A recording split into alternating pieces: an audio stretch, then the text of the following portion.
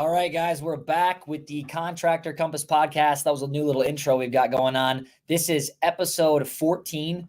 Today we're going to talk about, we got the whole crew back. We've been separated for a while, I think. I don't know when the last time we were all together. But today we're going to talk about the perfect sales process for a home service company. And we named it, I was just talking with Jason about this. I called it the perfect process because there is no perfect process, right? But obviously, once again, the stuff that we're going to be talking about is going to be extremely applicable for HVAC installation, but also for other home service companies.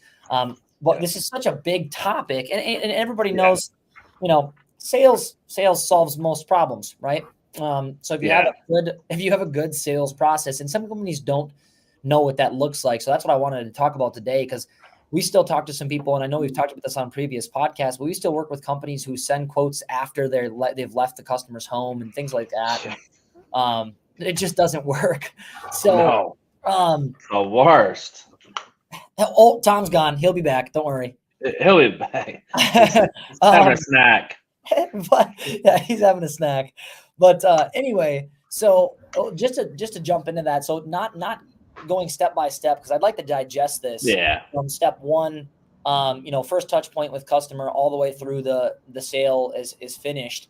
But Jason, give me a rundown of how you like to see it within your teams. I'm going to do the exact same. I'm going to piggyback off you, and I'm going to say what I like to see our sales process looking like, and then what I like the process is looking like. You don't have to go super into depth on each one, but just an overall process. What does that flow usually look like? Yeah, and every sales process, I mean, they're going to have kind of, somewhat of a similar outline to them. But obviously, if you're doing B2B or B2C, which is business to business or business to consumer sales, those are going to differ just a little bit for scale. So in my experience, and what I'll speak to is going to be more of, I've done the B2B type, but really right now, those who are listening are probably a little bit more interested in obviously the business to the consumer setup. So through the process, really, which is funny because I just brought in another sales guy. We call them project managers. I've been training them this week, and we've been covering a lot of in-depth training. They typically go through about 2 weeks worth of training. And really, it's funny how I do see a lot of individuals coming from our competitors locally, and how it's still. You mean like sales guys that you're bringing on? Yeah, exactly. Yeah, so we'll bring on. So I just brought on this new project manager, come from one of our competitors, he's a sales guy selling full system HVAC equipment, and so I always have them give me a rundown of what they're used to doing. Like, hey, take me through your process, right? And they take me through the process, and it's to exactly what you stated. Some companies still having kids do type B leads, which is they just ride out with an HVAC tech, and if the HVAC tech comes across a system that's down and out and needs replacement, the guy's right there for it. It's a very weird dynamic. It can be useful and helpful during slow times. I'm not saying it's not a process to have, but really, if you want to find success, but a lot of times, again, to that point, no presentation, nothing going on. Really just, hey, this is what we can fit, and I'll shoot you over a quote, right? And if anybody has experience dealing with some contractors, they'll know that 9 times out of 10, a person's going to come to your house, you're going to have a pretty good conversation, and say, okay, cool, I'll get the quote to you, and they leave, and then they're going to email it to you down the road, if ever. So, and that's typically that process. So the way you're going to find success, and the way that I've been able to find success in this, is really for a basic outline. This happens with technicians and sales guys. They follow the same process. You go out there, you got to be professional. You got to connect with the customer.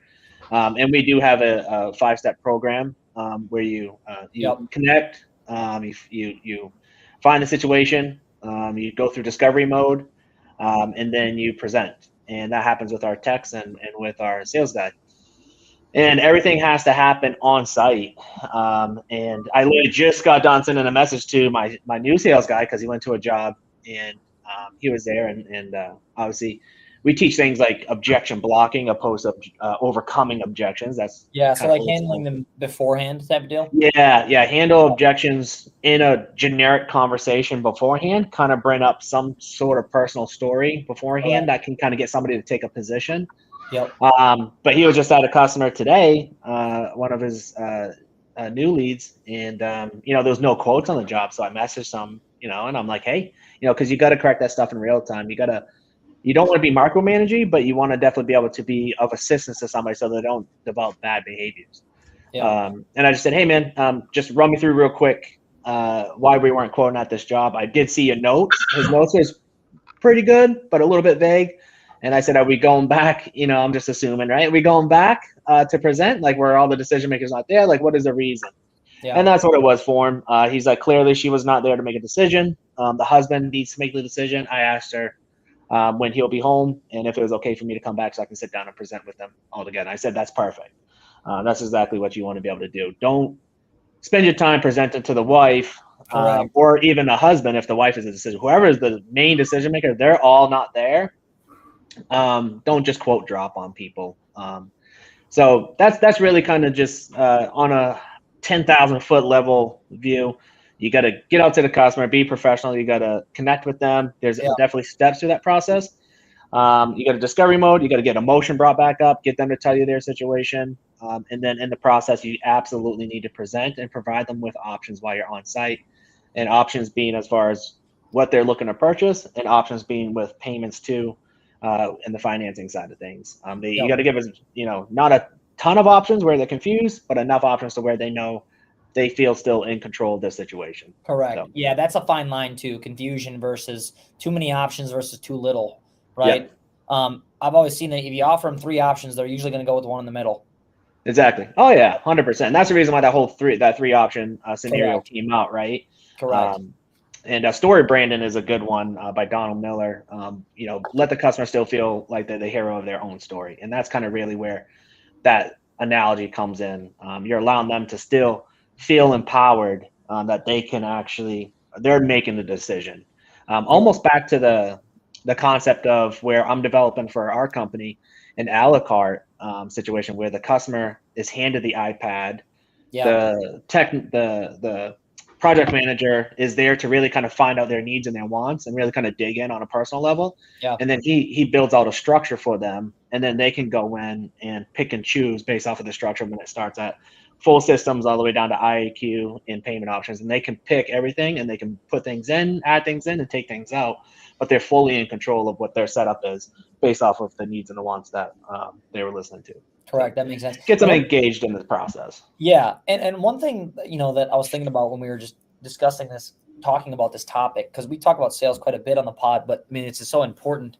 But one thing I was thinking of, I run into a lot of companies, or just whether I run into them because they're looking for marketing services or whatever, or you just hear these, you have these guys. We've talked about this a lot in the past, where you got these guys who turn a wrench, and that's what they're really good at, and then they think they want to go start a business, which is fine, awesome, right? But there's so much more that comes along with it. I see a lot of guys that they don't even understand that there is a sales process, right? It's I get a call and I go out and I'm just I give them they either want it or they don't type of deal, right? Yeah. And then the problem is, and that's great, and whatever. And honestly, I've talked to some companies that do a decent amount of business and they do it like that, right? And then it's if it works, it works. If it doesn't, it doesn't, right? There's no finesse or there's no system or process or really anything at all. But then the problem is they get to a certain point where, they have to start generating leads or they have to start doing whatever. And it's not Sally calling who, is just whatever it might be. And they get in positions where they do need a sales process and they can't figure out why they can't close deals. Exactly. Well, that's it. You don't have a process.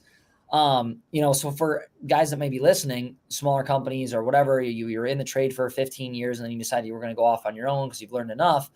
It is more than just showing up to a no heat or no cool call or whatever, and running in and hey, this is how much it is going to cost. Let me know what you think, and then dipping out the door.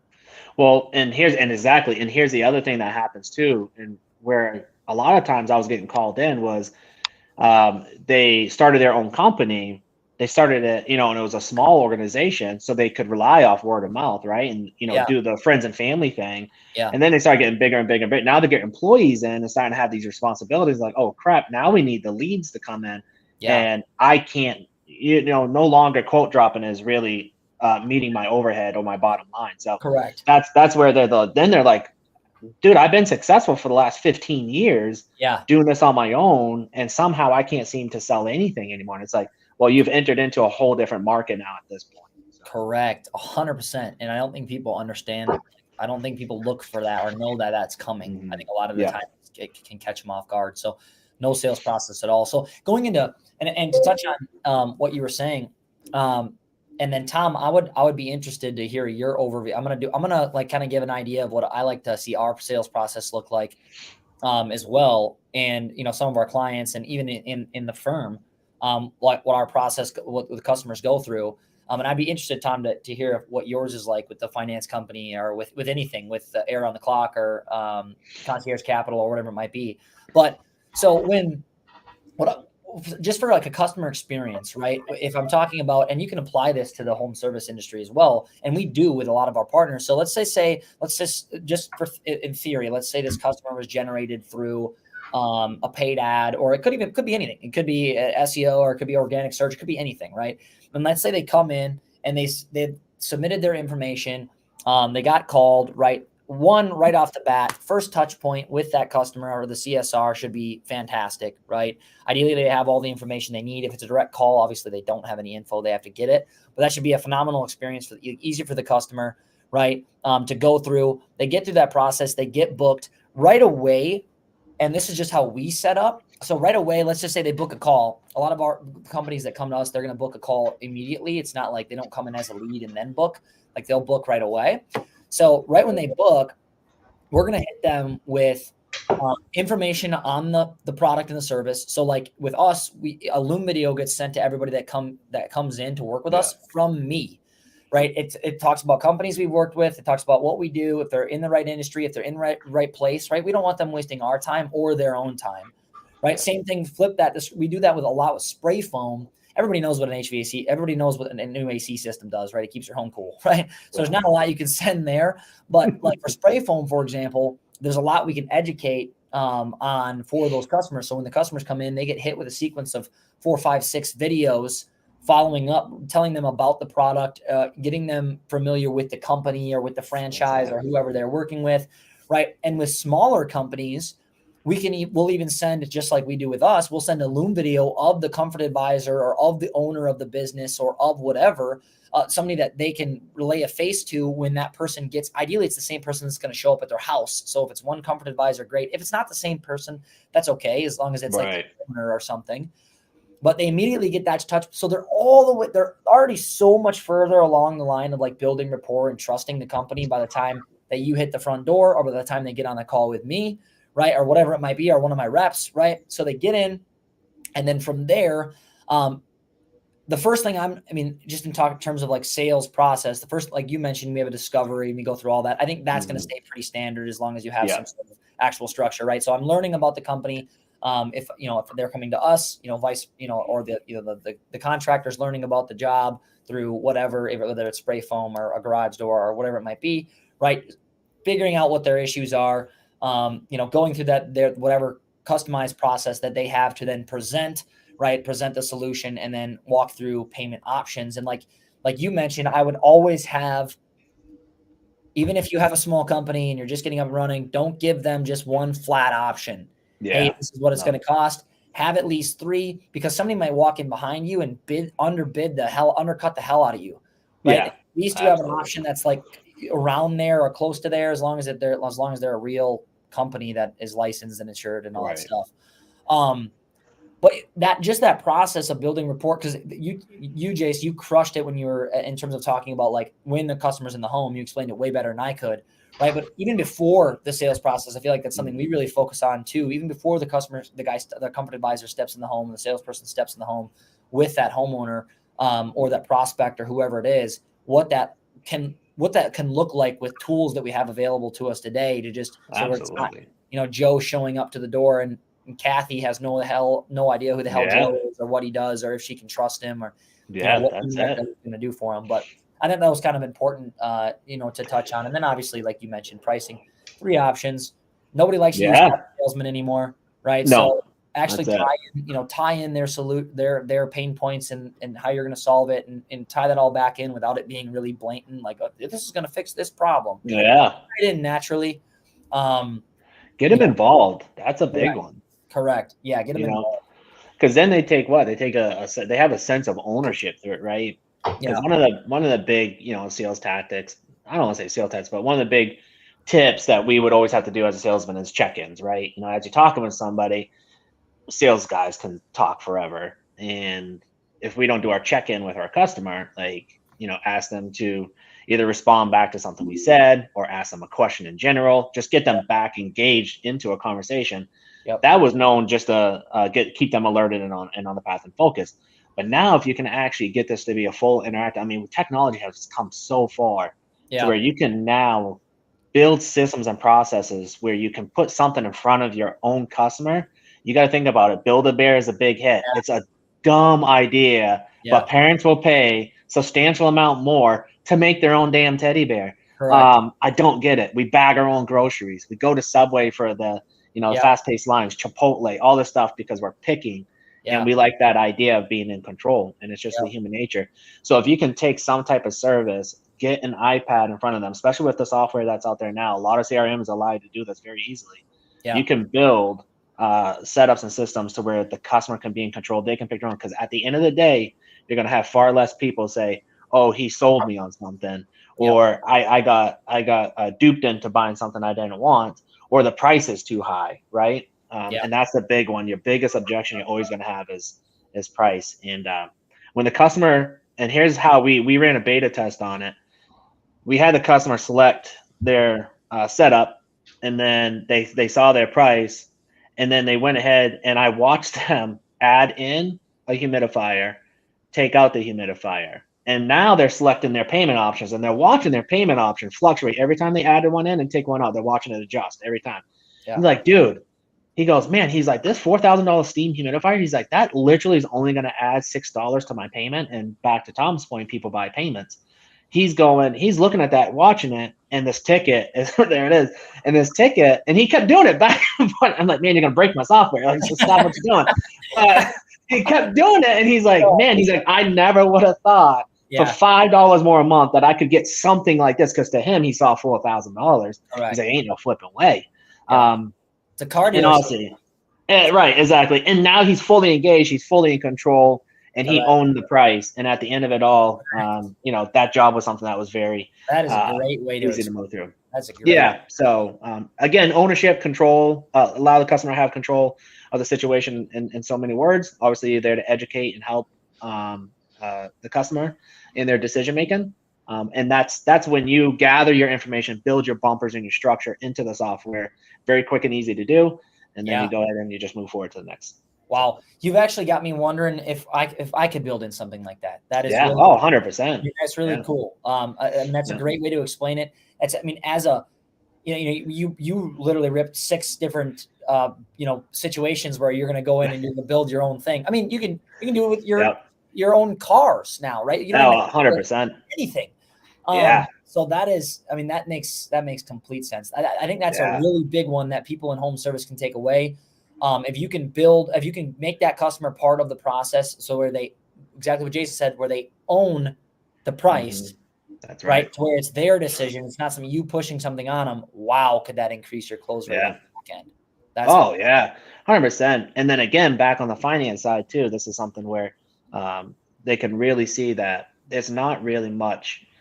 Your average ticket literally will increase. I'd say on the replacement side, you're going to see at least anywhere between a $3,000 and $5,000 average ticket increase just by getting them involved in the system. We're still in beta, but we're going to keep running it with. We got a new sales guy in, and we're teaching him the system right now. But you build your price book. You just build it through whatever software, CRM, Service Titan, whatever, House Call Pro. They all have very basic proposal templates you can set up, but you can manipulate the software any way you want to get it done. So that makes complete sense. Tom, so in anything that we're not highlighting, and just even in your process, because I mean, we're all we're all obviously in different, in different industries, kind of, right? Within the same industries, but in different phases of it. So, Tom, anything that you see that is, may change on your end, or that you think we're missing, or that you just like to add? I resonate quite well with what Jason was saying as far as the process of making it a process as opposed to haphazardly entering in the house and like, hey, I'm here to look at your air conditioner, with the process of a video of like, here's a little bit about our company. And, we're a 35-year-old family owned company. We have 140 trucks on the road, building that story but again, I love Jason's point of being able to be there with your tablet and giving them the good, better, best option, and then add-ons and things like that. Is that, if the customer feels like you're shoving it down their throat, they're going to push back on you. Absolutely. To Jason's point is like, well, look, if you may want to consider this, and here's, you can click on here and we can add. And again, I'm the big believer of people buy payments. The situation is, to Jason's point again, they wanted to, he heard $4,000. And if we tried to teach our technicians that are around the clock, is like, go in there and have your good, better, and best, but, run the payment calculator and say, okay, well, I can get you this one for, $123 a month. I can get you this one for $149 a month, and I can get you this one for $189 a month. And then here's the good, better, best scenarios, SEER rating and of energy efficient and all the different things is that people do buy payments. So So let me ask you, and I like how you're talking about, hey, go in, make it a process. Here was another thing that I'll be rolling out. I'll just be dropping all the tips and tricks today.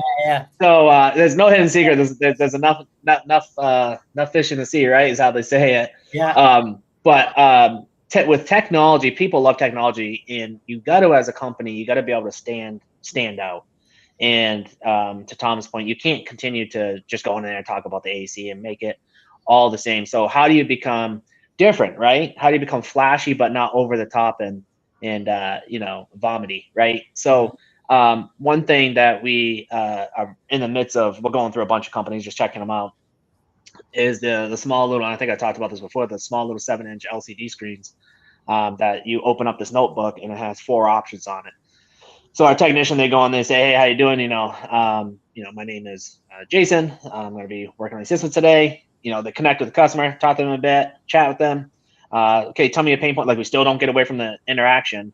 We still connect with them. Okay, listen, I'm going to go take a look at you guys' system. But while we're doing that, they hand them over this, and it's about looks like a little booklet.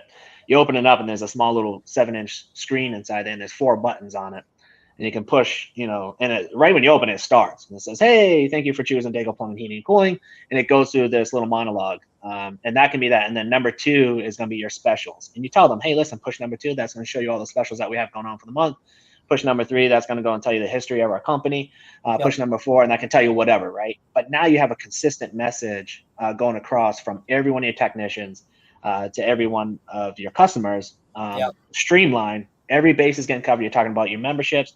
Talking about your financing options, and it's all done in a flashy, good marketing video. Like, you'd have a company like Colton set up these videos to where they can put these small little blips in there.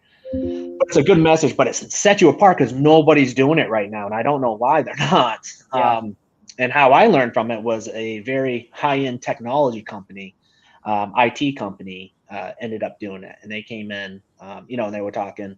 And it was when I was in finance, and they had one of them. And I was like, man, that is a good idea, because everybody was watching it. And, I know what you're talking about, and I've seen it before. I know exactly what you mean. I'm trying to figure out where the heck I've seen it. Yeah, you know who else does it? Service Titan. So if you sign up, sometimes if you sign up with, I don't know if they're still doing it, but they used to send out. And they'd send you one of those little LCD screens. And the minute you get it, open it up, it's nice and thick and looks good. Now, here's the thing. I mean, they go, you can get them for like $5 to $6 a pop. You don't need a lot of them, but here's the deal. You don't leave them with the customer. You take them back at the end of the day. So it's not a business card. but it helps you to keep your message consistent, but it helps your company also to get a lot of things out of the way. Yeah. And what we noticed is we had a lot of customers at the end asking, hey, what about that membership, right? They now have a good understanding of the membership because we had a very methodical thought process and an advertisement now just put in front of them. Yep. And it was only a 20-second little blurb. And then you can hear the customer playing each video while you're downstairs doing your thing or up in the attic. They're playing each video instead of trying to figure out what the hell to do while they got a stranger in their house, right? Yeah. So it's a really good thing to have, and it separates you from everybody else. It makes you different. So again, you're going to be remembered when you leave that house. They're going to remember you out of, Chuck in the truck that comes out and says, hey man, I'll quote drop you. Yeah. Right. So man, I'm gonna have to change this topic to cutting edge sales tactics. Yeah, there you go. That's it. Yeah, how to be different. Yeah, that's phenomenal. That's phenomenal. Yeah. So just between those two things, you'll honestly be the only person right now in your market doing it. Now, obviously, with our entire million view audience, you better get there quick. So yeah, right. Yeah, you better get there fast. Better get there fast. Yep. That's a unique way to, like you said, I think the biggest thing is you're not missing anything ever. So let's just say that lead comes in, they get whatever you automatically send them beforehand, ideally even giving them information that they may see twice, which is fine. And then when you get in the home, obviously introducing yourself, getting them comfortable. Hey, I'm going to go do my thing. By the way, however you want to introduce that, check this out. This is our monthly specials. Click here to do this. Click here to see company history. Click here to check out our maintenance program. I'm sure it has different options. But yeah, you could pick any. You can do a 2-button, 3-option, 4-option. You could do 7-option. I've seen where people had, hey, our top reviews, and it was somebody just going through reading reviews of somebody in like the Samuel L. Jackson voice. Oh yeah, it was phenomenal. I was like, man, it gave you chills just listening to it. I was like, oh man, that's awesome.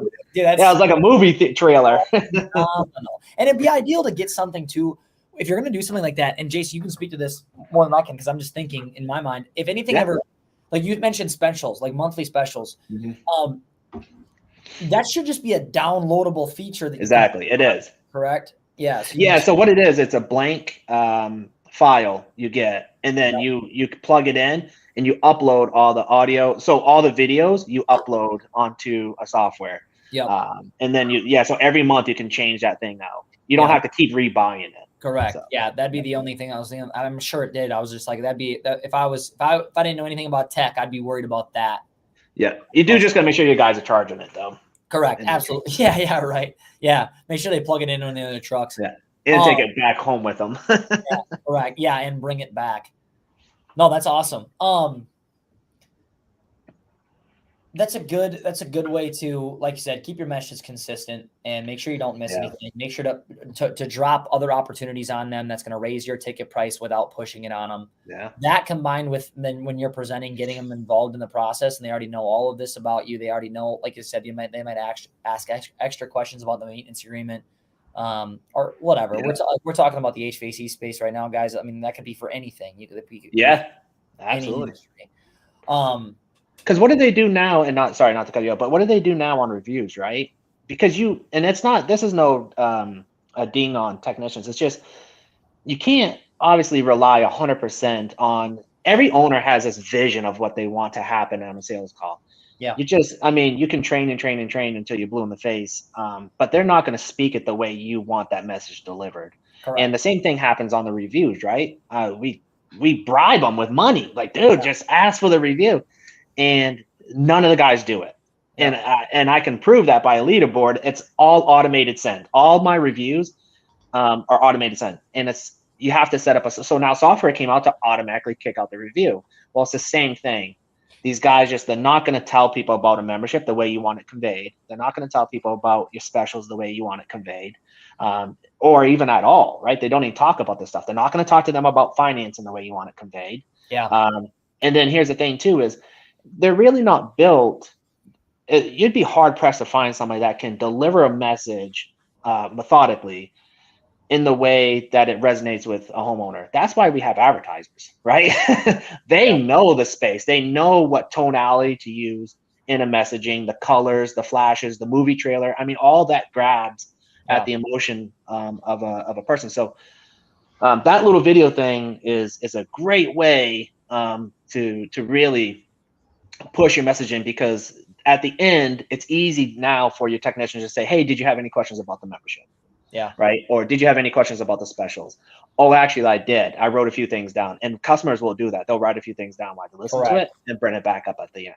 Yeah. Jason, I mean, Colton, would you provide that service of shooting those videos for a contractor? Yep. Yeah. So we can do, in terms of video, I mean, we can do anything. We can do little things in house, 30 seconds to a minute, longer than that. I mean, we'll fly out 6 guys and do company stories and recruitment and project highlights. Exactly. And company stories is good. I've seen that too. Yeah. And we can do, we can do all of that. So, but yeah. So that is an option. I mean, and to Jason's point, let's say you, because if somebody's sitting there like, can we do things like that, right? Like, I'd like to implement something like that. Guys, don't make it more difficult than it has to be either. So if you're like running a tight budget and you're listening to this pod and you just started a company, or you just bought a company that's existing and you're trying to figure out how to add gas add gas to the fire, you probably got an iPhone in your pocket. It probably is going to work pretty well. You can probably log into Fiverr and find an editor or something, right? And so you can make it happen at a super doable budget as well. But just in case people are thinking, well, I don't know what that's going to cost. I don't want a firm to fly out here. I want my guys in it, right? They're thinking, I want my guys in it. And we've done stuff where you send us a hat, a polo, we'll do it all here. Right. Exactly. And that's possible too, as long as you're okay with that. And, but yeah, I mean, you can make it, I mean, literally under $300. For and I'm trying to find a company, one of the companies that does these. I have it saved somewhere. I gotta find it, but I'll let everybody know once I do find it. But if you just look it up, it's really I think they just call them digital flyers. Yeah, that's what they call them. So to take a step back, because I like this. We always go into rabbit holes, kind of and add, right? So just at the sales process as a whole, obviously we added some stuff here where you can really stand out and be something totally different than what you might see it, but just time tested, proven sales process, right? Getting in, obviously if you can add rapport and trust and even if you're a new brand, add some trust with that customer before you even step on the front door, do that, right? Make sure it's a great experience, them actually booking the appointment. They get reminders, they're there. You show up. Jason, you mentioned this all the time. You look the part, right? You're professional. You get in there. You initially make them comfortable. Hey, blah, blah, blah. Give them something to do. Even if you don't have this fancy tablet or, this 7-inch, digital flyer, right? Give them something, even if it's a piece of paper. Hey guys, check this out. Like you had it made by whoever. While we go check out your system or check out your whatever, your garage door, your windows, whatever it might be. Right, giving them that something to do during that process, making your evaluation, coming back in. Obviously, you can get into little things like you're handling a lot of these potential objections in the future. You're handling them up front just by giving them all the information necessary. Big one to take away from this conversation today is make them a part of the process as much as you can. So you own the price. That's phenomenal. That's something that stood out to me during it. But Tom, you got something. The game has changed. Yep. In other words, they used to make fun about the plumber going in and bending over and showing his butt crack. Yeah. Right. Bottom line is, you need to have a staff that's got a polo shirt on or a work shirt or whatever that's logoed, and he's rolling in there and he's got his stuff together, his hair's combed, and he's like, I'm here, I'm the expert, I'm here to take care of you, Mrs. Jones. Yeah. Yep. And like I said, it's all about the story. I'm a storyteller. Yeah. Here's our company. 35 years in business. We're the largest ream dealer, largest American Standard dealer. We buy really deep, so we're going to give you the very best pricing.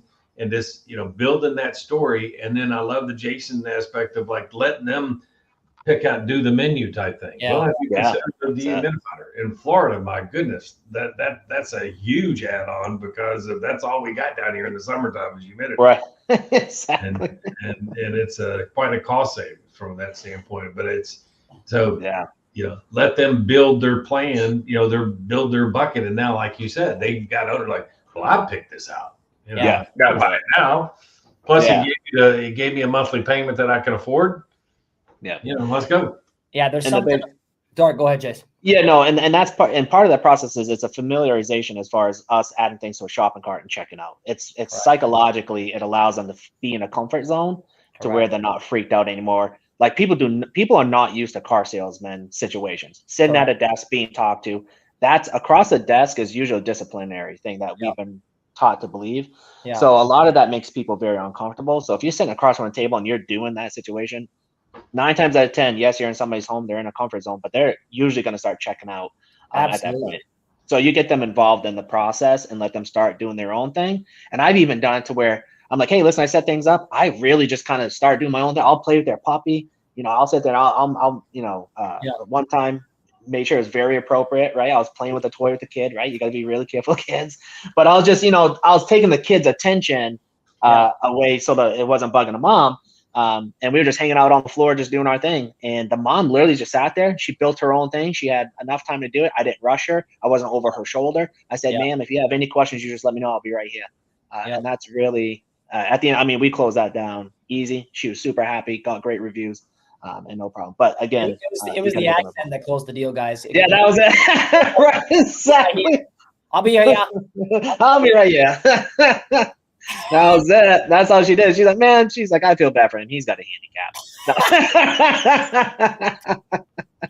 We'll give it to this guy is he got hired for tax reasons. That's it. This boy's filling a quota. Hey, it's called Media Book too. I just want to throw it out there. I dropped the link in there, but it is called Media Book. It's one site. There's hundreds of them out there, but one I've used is Media Book, and they'll do small quantities. So some companies you have to do like orders of 500 or more.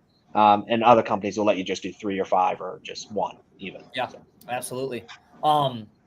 Anything? I don't have anything else, guys. This was good. I think we get a lot of small, a lot of big picture stuff, but also a lot of little tactics that people can take that are actually really new and probably nobody else is doing in your market. Yeah, that'll really make you stand apart. So, anything else, Jace, Tom, either one of you? No, I'm good, man. That's everything I have. Awesome. All right, guys. Well, we'll catch you on the next one. I will be out next week, so I don't know if we'll have one next week, but we'll catch you the week after for episode 15. Thanks for joining us, and we will see you next time. See ya.